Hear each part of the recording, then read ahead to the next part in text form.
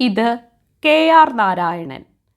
1997 മുതൽ 2002 വരെ ഇന്ത്യൻ രാഷ്ട്രപതി പദവി വഹിച്ചത് കെ.ആർ. നാരായണനാണ്. ഇന്ത്യയുടെ രാഷ്ട്രപതിയായ 10ാമത്തെ വ്യക്തി. ഇന്ത്യൻ രാഷ്ട്രപതി സ്ഥാനത്തെത്തിയ ആദ്യ മലയാളി കൂടിയാണ് കെ.ആർ. നാരായണൻ. ഇദ്ദേഹത്തിൻ്റെ ജന്മസ്ഥലം കോട്ടയം ജില്ലയിലെ ഉഴവൂരാണ്. കെ.ആർ. നാരായണൻ്റെ മുഴുവൻ പേര് കേച്ചേരിൽ രാമൻ നാരായണൻ എന്നാണ്. പ്രസിഡന്റ് പദവിയിലെത്തിയ ആദ്യ ദളിത് വംശജനാണ് കെ.ആർ. നാരായണൻ. രാജ്യസഭാ ചെയർമാനായ ആദ്യ മലയാളി. Kargil യുദ്ധസമയത്തെ Indian president.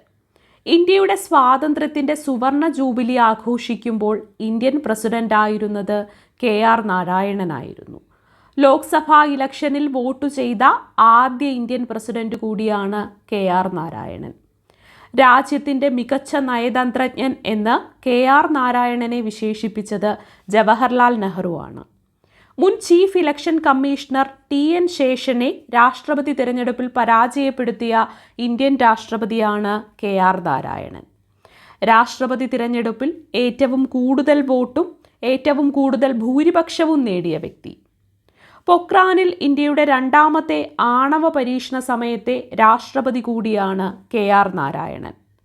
ഏറ്റവും ദൈർഘ്യം കുറഞ്ഞ ലോക്സഭയെ പിരിച്ചുവിട്ട വ്യക്തിയാണ്. പിരിച്ചുവിട്ട രാഷ്ട്രപതിയാണ്. 12ാം ലോക്സഭയാണ് അദ്ദേഹം പിരിച്ചുവിട്ടത്. കേരള നിയമസഭയെ അഭിസംബോധന ചെയ്ത ആദ്യ രാഷ്ട്രപതി കൂടിയാണ് കെ.ആർ. നാരായണൻ. ഏറ്റവും പ്രായം കൂടിയ ഇന്ത്യൻ രാഷ്ട്രപതി.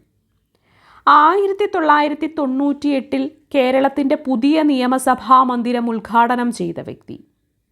പത്രപ്രവർത്തകൻ എന്ന നിലയിൽ മഹാത്മാഗാന്ധിയെ ഇൻ്റർവ്യൂ ചെയ്ത വ്യക്തി കൂടിയാണ് കെ.ആർ. നാരായണൻ.